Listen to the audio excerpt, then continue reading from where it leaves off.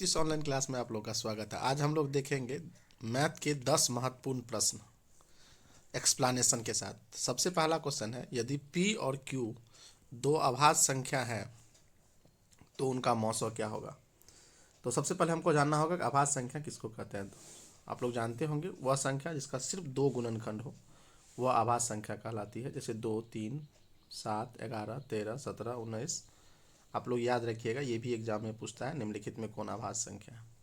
तो अभाज्य संख्या का मौसो हमेशा एक होता है। दो लगातार अभाज्य संख्या का मौसो एक होता है, तो इसलिए p और q है तो दो का उसका मौसो एक होगा।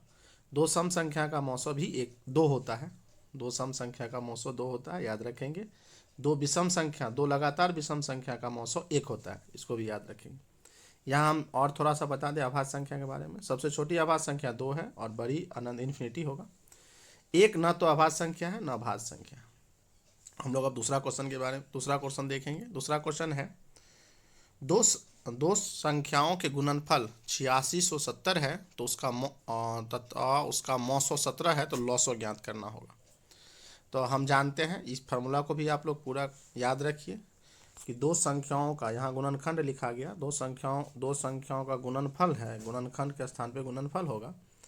तो दो संख्याओं गुणनफल बराबर होता है HCF गुना LCM, याद रखेंगे। तो दो संख्या ए और बी, पहला को ए दूसरा को बी कहेंगे, गुना LCM गुना HCF।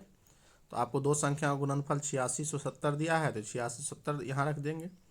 LCM गुना HCF के स्थान पे 17 दिया है, LCM निकाल लेंगे। LCM 17 को इधर बराबर के साइड आई लाएंगे तो गुना में है तो भागा में आ जाएगा, तो LCM 510 निकलेगा। तो अगला का आंसर आपका डी हो जाएगा। अगला क्वेश्चन हम लोग चलते हैं 3 नंबर। निम्नलिखित में कौन परिमेय संख्या है, इसको भी याद रखिए। जो संख्या रूट में न रहे, याद रखेंगे, एक लाइन का अगर याद रखना है आपको, तो जो रूट में न रहे सभी संख्या परिमेय संख्या कहलाती है।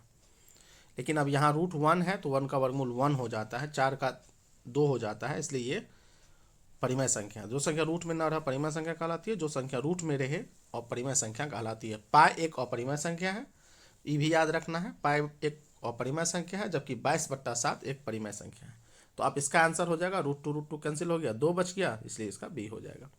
अब हम लोग अगला क्वेश्चन 4 नंबर पे आते हैं। निम्नलिखित में किसका दशमलव प्रसार शांत है। ये भी एक इंपॉर्टेंट क्वेश्चन है। निम्नलिखित में किसका दशमलव प्रसार शांत है। इसके लिए आपको सबसे पहले क्या करना होगा, जो हर है नीचे वाला हर का अभाज्य गुणनखंड करेंगे। हर का अभाज्य गुणनखंड में यदि 2 पर पावर n गुना 5 पे पावर n रहता है तो दशमलव प्रसार शांत होगा, अन्यथा अशांत होगा।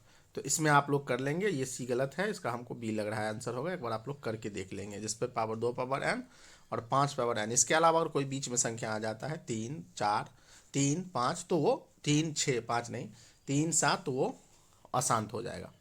अगला क्वेश्चन हम लोग देखेंगे 5 नंबर। निम्नलिखित में कौन बहुपद नहीं है। ये भी आपको काफ़ी इंपॉर्टेंट क्वेश्चन है। निम्नलिखित में बहुपद नहीं है तो आपको याद रखना है, बहुपद जो है वो चर पर पावर और ऋणात्मक घात होता है। ये चर कोई भी x, y, z रहेगा, इस पर घात और ऋणात्मक पूर्णांक, और ऋणात्मक पूर्णांक मतलब होता है 0, 1, 2, 3 ये सब रहेगा, माइनस नहीं रहेगा। तो इस कारण से कौन बहुपद नहीं है, तो इस पर पावर 1 है बहुपद है, इस पर घात x पर चर पर पावर 2 है बहुपद है। लेकिन सी नंबर में देखेंगे नीचे है, बट्टा में है 1/x-1, इसलिए बहुपद नहीं है। अगर आपको ऐसे रहेगा 1/x-1 बराबर 0 तो फिर ये उस साइड जाके बहुपद हो सकता है, लेकिन फिलहाल इसका आंसर आपको सी हो जाएगा। अब हम लोग 6 नंबर क्वेश्चन को देखते हैं। 6 नंबर क्वेश्चन देखेंगे, द्विघात बहुपद के शून्यकों की संख्या कितना होता है। याद रखेंगे इस क्वेश्चन, ये भी इंपॉर्टेंट है। द्विघात बहुपद पे दो शून्यकों की संख्या 2 होता है, रेखिक के शून्यकों की संख्या 1 होता है, और त्रिघात में शून्यकों की संख्या 3 होता है। एक घात वाले को रेखिक बहुपद कहते हैं, 2 घात वाले को द्विघात बहुपद कहते हैं, और 3 घात वाले, 3 अगर x पर घात रहे मतलब x पर घात 3 रहेगा तो उसको हम लोग त्रिघात बहुपद कहते हैं। द्विघात बहुपद के शून्यकों का योग अल्फा प्लस बीटा बराबर -b/a होता है, इसको भी नोट कर लेंगे, और अल्फा इंटू बीटा c/a होता है।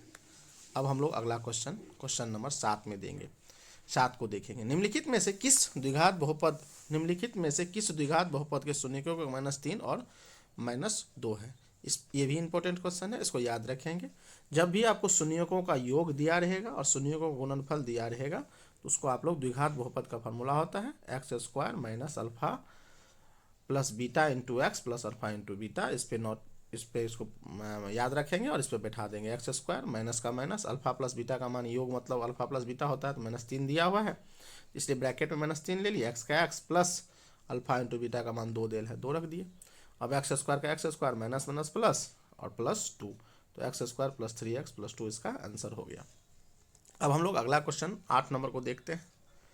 8 नंबर क्वेश्चन है, दो चर में दो एक घात रेखिक समीकरण ग्राफ का प्रतिच्छेद, अगर ग्राफ जो है प्रतिच्छेद रेखा हो तो हल क्या होगा। तो आपको इसको पूरा याद रखना है। इसको अगर ग्राफ प्रतिच्छेद होगा तो उसका एक हल होगा, याद रखेंगे। अगर ग्राफ प्रतिच्छेदी करती हुई रेखा होगा तो उसका एक हल होगा। अगर ग्राफ संपाती होगा तो उसका अपरिमित रूप से अनेक हल होगा। अगर ग्राफ समांतर होगा तो उसका कोई हल नहीं होगा। इसका आंसर आपको हो जाएगा सिर्फ एक हल। अब हम लोग अगला क्वेश्चन 9 नंबर की ओर बढ़ते हैं। 9 नंबर हम लोग देखते हैं। 9 नंबर क्वेश्चन में है, द्विघात समीकरण इतना के मूल होंगे। तो अब याद रखेंगे, हम लोग मूल जब भी निकालने रहेगा द्विघात का तो ये आपको सवाल दिया हुआ है। तो सबसे पहले क्यू को उस साइड बराबर के भेजेंगे, प्लस हो गया, और एक्स स्क्वायर तो क्यू स्क्वायर बट्टा ए स्क्वायर बट्टा ए क्यू स्क्वायर बट्टा ए स्क्वायर इंटू पी स्क्वायर। अब एक्स इसका रूट डालेंगे तो प्लस माइनस क्यू बाय ए हो जाएगा आंसर। तो 9 नंबर। अब हम लोग अगला 10 नंबर देखते हैं। के किन मानों के लिए द्विघात समीकरण, के किन मानों के लिए द्विघात समीकरण इतना के मूल वास्तविक और समान होंगे। बहुत इंपॉर्टेंट क्वेश्चन, इसका आपको 3 यहाँ याद रखना है। अगर डी का मान यानी कि बी स्क्वायर माइनस 4ac जिसको हम लोग डी भी कहते हैं, डी का मान 0 से बड़ा हो तो दो भिन्न वास्तविक मूल होंगे, मतलब एक्स का दो अलग अलग मूल निकलेगा, मान निकलेगा। अगर डी का मान 0 हो तो दो बराबर मूल निकलेगा। अगर डी का मान 0 से छोटा हो, माइनस में हो, -5 -3 जो भी माइनस में हो, तो कोई वास्तविक मूल नहीं होगा। अगर मूल की प्रकृति भी पूछेगा तो आप डी निकाल लेंगे। तो डी का फार्मूला आप लोग को पता है, बी स्क्वायर माइनस 4ac होता है, तो ये निकाल लेंगे। अगर डी का मान 0 से बड़ा निकले तो दो भिन्न वास्तविक मूल होगा। डी का मान 0 निकले दो बराबर मूल होगा। अगर डी का मान 0 से छोटा निकले तो कोई वास्तविक मूल नहीं होगा, मतलब उसका कोई मान नहीं निकलेगा। यहाँ सवाल है के किस मान के लिए मूल वास्तविक और समान होंगे। तो इसको बनाने का नियम यहाँ आप लोग देख लीजिए। यहाँ बनाने का नियम देख लीजिए आप लोग। सबसे पहले यहाँ हम लोग को दिया है दो वास्तविक मूल है, यहाँ ध्यान दीजिए, दो बराबर और वास्तविक मूल है। तो बी स्क्वायर माइनस 4ac बराबर 0 हो जाएगा, और बी के स्थान पे जो मान है बैठा देंगे तो के का मान +-4 निकलेगा। तो ये आपको इम्पोर्टेंट क्वेश्चन है 10, इसका रिवीजन कीजिए। फिर अगला वीडियो आगे का क्वेश्चन हम लोग फिर आगे डिस्कस करेंगे। धन्यवाद। आप सबों को सरस्वती पूजा की हार्दिक शुभकामनाएं।